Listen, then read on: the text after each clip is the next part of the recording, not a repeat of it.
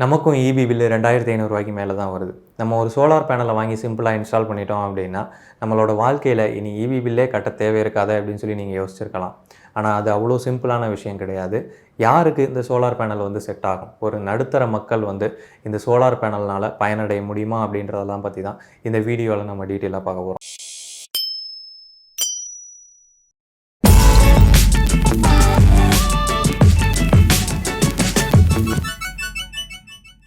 நான் எதை வச்சு மிடில் கிளாஸ், அதாவது நடுத்தர மக்களை குறிப்பிடுறேன் அப்படின்னு சொல்லி பார்த்தோம்னா, அவங்க பண்ணக்கூடிய எலக்ட்ரிக்கல் கன்சப்ஷனை வச்சு 500 யூனிட்லேருந்து 1500 யூனிட்டுக்குள்ளே நம்ம எலக்ட்ரிசிட்டியை கன்சியூம் பண்ணுறோம் அப்படின்னா, ஸோ நம்ம இந்த நடுத்தர வர்க்கத்தில் வரோம் அப்படின்னு சொல்லி வச்சுக்கலாம். அப்போ அதுக்கு கீழே அதுக்கு மேலே அப்படின்னு சொல்லி கேட்டிங்கன்னா, அந்த 500 யூனிட்டுக்கு கீழே நீங்கள் எலக்ட்ரிசிட்டி கன்சியூம் பண்ணுறீங்க அப்படின்னா நீங்கள் எலக்ட்ரிசிட்டி பில்லே கட்டிட்டு போயிடலாம். 1500 யூனிட்டுக்கு மேலே நீங்கள் கன்சியூம் பண்ணுறீங்க அப்படின்னா நீங்கள் சோலார் வாங்கலாமா வேண்டாமா அப்படின்றத வீடியோவோட இறுதியில் சொல்கிறேன். இந்த 500க்கும் 1500க்கும் இடையில நம்ம ஒரு யூனிட்டை வந்து எடுத்துக்கலாம். உதாரணமாக 750 யூனிட்டை வந்து நம்ம எடுத்துக்கலாம். இந்த 750 யூனிட்டுக்கு டான்ஜெட்கோ கேல்குலேட்டரில் நீங்கள் போட்டு எவ்வளவு ப்ரைஸ் ஈபி பில்லு வரும் அப்படின்னு சொல்லி பார்த்தீங்கன்னா 3430 ரூபா வரும். இது வந்து தோராயமான கணக்கு, இதில் கொஞ்சம் கூட குறையா இருக்கலாம். இந்த 750 யூனிட் அப்படின்றது 60 நாளைக்கு. நம்ம ஒரு நாளைக்கு கணக்கு பண்ணோம் அப்படின்னா 12.5 யூனிட் வரும். இந்த 12.5 யூனிட்டுக்கு நம்ம எவ்வளவு லோடை ஒரு நாளைக்கு தோராயமாக பயன்படுத்துகிறோம் அப்படின்னு சொல்லி கணக்கெடுத்தோம்னா, இப்போ உதாரணமாக நம்ம வீட்டில் 2 kVAக்கான லோடு இருக்குது. 2 kVA அப்படின்றது நம்ம வேரியபிள் ஆகக்கூடிய லோடு அப்படின்றதுனால இதை kVA அப்படின்னு சொல்லி சொல்கிறோம். இதை கிலோவாட்ஸ் அப்படின்னே வச்சுக்கலாம். So 2 kilowatts. இந்த 2 கிலோவாட்ஸ் அப்படின்றது எல்லாத்தோட அப்ளையன்ஸ்லேயுமே அதோட வாட்டேஜ் வந்து மென்ஷன் பண்ணியிருப்பாங்க. ஸோ நம்ம வீட்டில் இருக்கக்கூடிய எல்லா வாட்டேஜையும் நம்ம கூட்டும் போது அது 2000 வாட்ஸ் வந்துச்சு அப்படின்னா அதுதான் வந்து 2 கிலோவாட்ஸ்.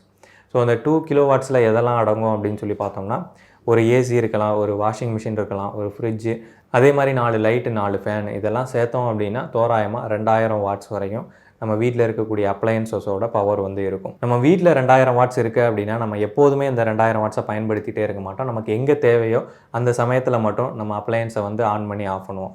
ஸோ அப்படின்றப்போ ஒரு 1600 வாட்ஸு 8 மணி நேரம் ஓடுறதா நம்ம கணக்கு வச்சுக்கலாம். ஸோ அப்படி நம்ம கணக்கு பண்ணும்போது ஒரு நாளைக்கு 12.8 யூனிட் வந்து வரும். இந்த 12.8 யூனிட்டை நம்ம 60 நாளைக்கு போட்டோம் அப்படின்னா 750 யூனிட்டு கிட்ட தான் வரும். அப்போது 750 யூனிட் நமக்கு மாதத்துக்கு வருது அப்படின்னா ஸோ நமக்கு வீட்டில் 2000 வாட்ஸ் கிட்ட லோடு இருக்குது அப்படின்னு சொல்லி அர்த்தம். இந்த கேல்குலேஷன் எல்லாமே 15% கூடவோ இல்லை குறையவோ இருக்கலாம். ஏன்னா எல்லாமே வந்து தோராயமான கணக்கு தான். ஒரு உதாரணத்துக்கு நம்ம ஆத்தர் தாமஸ் ஆல்வா எடிசன் பற்றி இங்கே சொல்கிறாங்க. ஒரு பல்பை கண்டுபிடிக்கிறதுக்கு 10,000 வாட்டி தோல்வியை சந்திச்சாருன்னு நம்ம எல்லாருக்கும் தெரியும். ஆனால் அதை ஏன் நம்ம இப்படி பார்க்கக்கூடாது? எந்தெந்த 10,000 வழிகளில் அந்த பல்பை செய்யக்கூடாதுன்னு கற்றுக்கிட்டாருன்னு சொல்லலாம்ல. இந்த வரிகள் நம்மளை மோட்டிவேட் பண்ணுது இல்லையா? இதே மாதிரி நம்ம வாழ்க்கையில் தளர்ந்து போயிட்டாலும் கூட நம்மளை தூக்கி நிறுத்தக்கூடிய ஒரு கருவி இந்த புத்தகங்கள். குக்கு எஃப்எம் அப்படின்றது ஆடியோ புக் லைப்ரரி. இதில் எல்லா விதமான புத்தகங்களும் நம்மளால் காதால் கதையாக கேட்க முடியும். இதில் ஒவ்வொருத்தரோட தனிப்பட்ட விருப்பத்துக்கு தகுந்த மாதிரி பலவிதமான புத்தகங்கள் வந்து இருக்குது. ஸோ இந்த எல்லா புக்குக்கும் சேர்த்து சார்ஜஸ் எவ்வளோன்னு சொல்லி பார்த்தோம்னா 199 ரூபா தான்.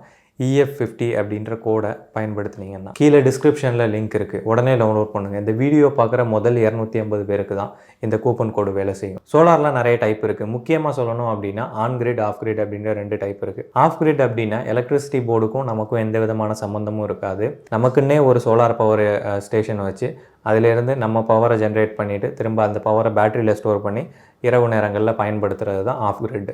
ஆன் கிரிட் சோலார் சிஸ்டம் அப்படின்னா நம்ம வீட்டில் சோலார் பேனலை இன்ஸ்டால் பண்ணிடுவோம், ஆனால் இபியோட கனெக்ஷனையும் நம்ம வச்சுருப்போம். ஸோ சோலார் பவர் நமக்கு கிடைக்கும் போது நம்ம சோலார் மூலமாக பவரை பயன்படுத்துவோம்.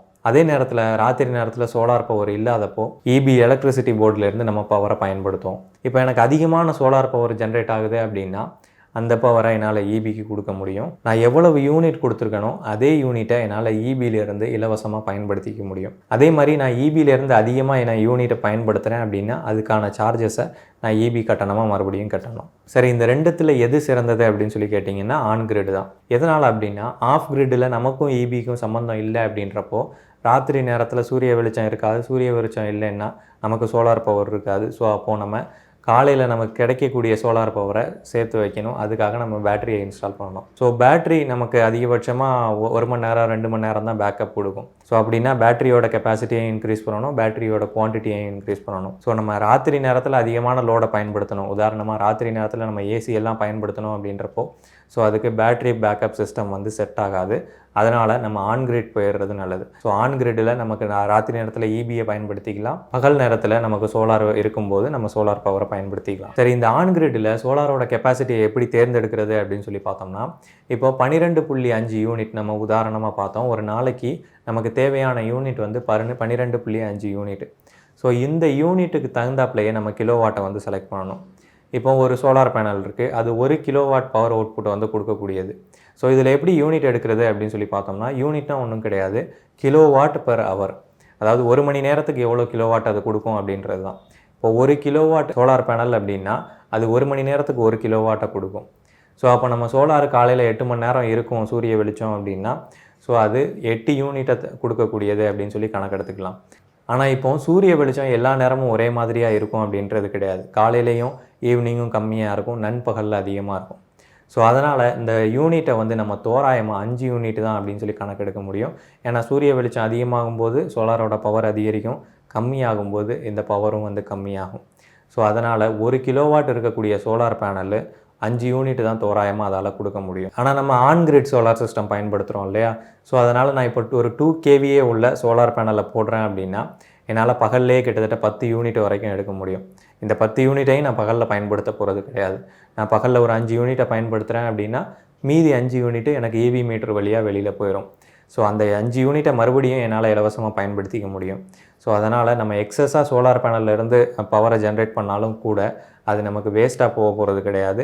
இபியில் அது ஒரு கவுண்டிங் இருக்கும், அதை நம்ம திரும்ப இலவசமாக பயன்படுத்திக்கலாம். அதே மாதிரி இன்னொரு விஷயம், நமக்கு 12.5 யூனிட்டுக்கு 2 கிலோவாட் இருக்கக்கூடிய பேனலை போடும்போது நம்ம 10 யூனிட்டை தான் சோலார்லேருந்து எடுக்க முடியும். ஆனால் மீதி இந்த 2.5 யூனிட் எங்கேருந்து கிடைக்கும்னு சொல்லி பார்த்தோம்னா இபியிலேருந்து நம்ம எடுத்து பயன்படுத்துகிறோம். ஸோ இபியிலேருந்து எடுத்து பயன்படுத்தும் போது உள்ள அட்வான்டேஜ் என்னென்னா, இபி கொடுக்கக்கூடிய அந்த ஃப்ரீ 100 யூனிட்ஸ், ஃபஸ்ட்டு 100 யூனிட்ஸ் ஃப்ரீயாக கொடுக்குறாங்க இல்லையா, அதையும் நம்ம பயன்படுத்துகிற மாதிரி ஆச்சு. நீ சொல்கிற அட்வான்டேஜ் எல்லாம் ஓகே தான், ஆனால் சோலாரோட விலை அதிகமாக இருக்கும்னு சொல்கிறாங்களே அப்படின்னு சொல்லி கேட்குறீங்களா?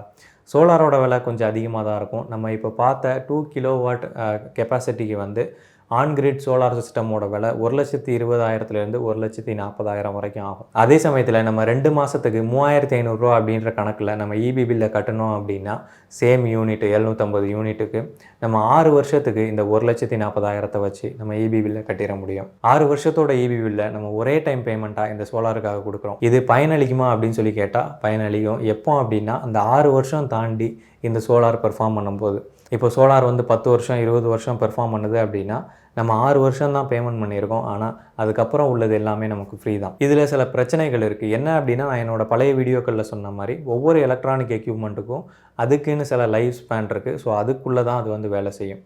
இப்போ சோலார் பேனல் எடுத்துக்கிட்டோம் அப்படின்னா அதுக்கு 25 இயர்ஸ் வாரண்ட்டி கொடுத்துருவாங்க. ஸோ அதிகபட்சமாக அது வேலை செஞ்சாலும் மினிமம் 20 இயர்ஸ் அட்லீஸ்ட் எந்தவித பிரச்சனையும் இல்லாமல் வேலை செய்யும்.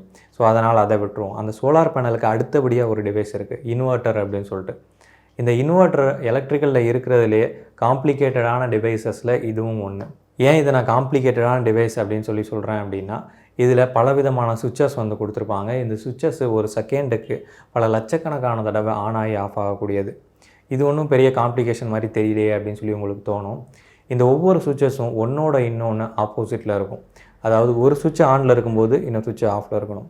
இந்த சுவிட்ச் ஆன் ஆகும்போது இந்த சுவிட்ச் மறுபடியும் ஆஃபில் வந்துடணும். இந்த மாதிரி ஒன்றோட இன்னொன்று ஆப்போசிட்டாக ஃபங்க்ஷன் ஆகிறதுனால அங்கே ஏதாவது 2 சுவிட்ச் அட் அ டைமில் ஆன் கண்டிஷனில் போயிருச்சு அப்படின்னாலோ இல்லை ஆஃப் கண்டிஷனில் போயிருச்சு அப்படின்னாலோ அந்த இன்வெர்ட்டரே வந்து மொத்தமாக வெடிச்சு போயிடும். அங்கே கொடுத்துருக்கக்கூடிய அந்த சுவிட்சஸ் எல்லாமே ரொம்ப அக்யூரேட்டாக சரியான டைமிங்கில் ஆன் ஆகி ஆஃப் ஆகணும். ஏதாவது ஒரு சின்ன மிஸ்டேக்கு, சின்ன ரெசிஸ்டன்ஸ் வீக் ஆயிடுச்சு, கெப்பாசிட்டர் வீக் ஆயிடுச்சு அப்படின்னா கூட அந்த இன்வெர்ட்டரே வந்து மொத்தமாக வெடிச்சு போயிடும். இந்த மாதிரி பிரச்சனைகள் இருக்கிறதுனால தான் இன்வெர்ட்டர் எங்கெல்லாம் பயன்படுத்தப்படுதோ அங்கே இந்த எலக்ட்ரானிக்ஸோட ஃபெயிலியர் ரேஷியோ வந்து கொஞ்சம் அதிகமாக இருக்கும் மற்ற எலக்ட்ரானிக்ஸை கம்பேர் பண்ணும்போது. உடனே நீங்கள் கேட்கலாம், நிறைய பேர் வீட்டில் இன்வெர்ட்டர் பயன்படுத்த தான் செய்கிறாங்க, அதாவது பேட்டரி வச்சு ஆஃப்லைன் இன்வெர்ட்டர் பயன்படுத்த தான் செய்கிறாங்க, அதுலலாம் அந்த மாதிரி எதுவும் பிரச்சனை வந்த மாதிரி தெரியலையே அப்படின்னு சொல்லிட்டு நீங்கள் வீட்டில் பயன்படுத்தக்கூடிய அந்த ஆஃப்லைன் இன்வெர்ட்டர், அதாவது பேட்டரி வச்சு இபி கரண்ட் இல்லாதப்போ பயன்படுத்தக்கூடிய அந்த இன்வெர்ட்டர் வந்து எப்போ உங்களுக்கு பேட்டரியில் ஆன் ஆகுதோ அப்போ மட்டும்தான் உங்களுக்கு இன்வெர்ட்டர் ஆன் ஆகும். அந்த இன்வெர்ட்டர் ஒர்க் ஆகக்கூடிய டைம் வந்து ரொம்ப ரொம்ப கம்மி. எப்போ பவர் ஆஃப் ஆகுதோ அப்போ தான் அந்த இன்வெர்ட்டர் ஆன் ஆகி ஒர்க் ஆகும். ஆனால் இந்த சோலார் இன்வெர்ட்டரை பொறுத்த வரைக்கும் இதுக்கு எப்போம்லாம் சோலார் கிடைக்குதோ இல்லை எப்போம்லாம் பேட்டரி இன்புட் இதுக்கு கிடைக்குதோ அந்த சமயத்தில் இந்த சோலார் இன்வெர்ட்டர் கண்டினியூஸாக ஆனில் தான் இருக்கும். அதே மாதிரி நல்லா ஒர்க் ஆகிற இன்வெர்ட்டர்ஸும் இருக்குது. அதோட சர்க்யூட்டரி நல்லாயிருக்கு, அதே மாதிரி அது நல்ல பிராண்டாக இருக்குது, நல்ல காம்போனன்ட்ஸ் யூஸ் பண்ணியிருக்காங்க, நல்ல சர்க்யூட் பயன்படுத்தியிருக்காங்க அப்படின்னா ஸோ அந்த இன்வெர்ட்டர் குறைஞ்சது ஒரு 4-5 வருஷம் வந்து லைஃப் கொடுக்கும். என்னதான் நம்ம சோலாரை இன்ஸ்டால் பண்ணி அதில் இன்வெர்ட்டரில் பிரச்சனை வந்தாலும் கூட, ஒரு 4-5 வருஷத்தில் இன்வெர்ட்டரில் பிரச்சனை வந்தாலும் கூட அதுக்கு நம்ம 10,000 20,000 செலவு பண்ணுறோம் அப்படின்னா அது ஒரு பெரிய செலவாக இருக்காது. ஏன்னா மறுபடியும் அந்த இன்வெர்ட்டர் வந்து ஒரு 4-5 வருஷம் பெர்ஃபார்ம் பண்ணும். அதனால் சோலாரை பொறுத்த வரைக்கும் அது நல்ல லைஃப் கொடுத்துச்சு அப்படின்னா அது உண்மையாகவே பயனளிக்கக்கூடியது தான். அதே மாதிரி நம்ம இன்னும் சில விஷயங்களையும் கணக்கில் எடுத்துக்கணும். ஈபியோட விலை இன்றைக்கி என்ன ரேட் இருக்கோ அதே 4-5 வருஷம் கழிச்சு இருக்கும்னு சொல்ல முடியாது. ஸோ ஈபியோட காஸ்ட்டு அதிகரிக்க வாய்ப்பு இருக்குது.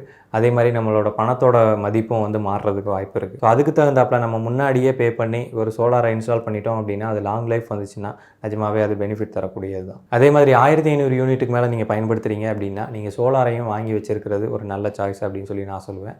இவ்வளோ தான் இந்த வீடியோ உங்களுக்கு பிடிச்சிருக்கும் புரிஞ்சிருக்கும் அப்படின்னு நம்புகிறேன். இன்ஜினியரிங் ஃபேக்ட்ஸ் சேனலுக்கு சப்ஸ்கிரைப் பண்ணுங்கள். தேங்க்ஸ்.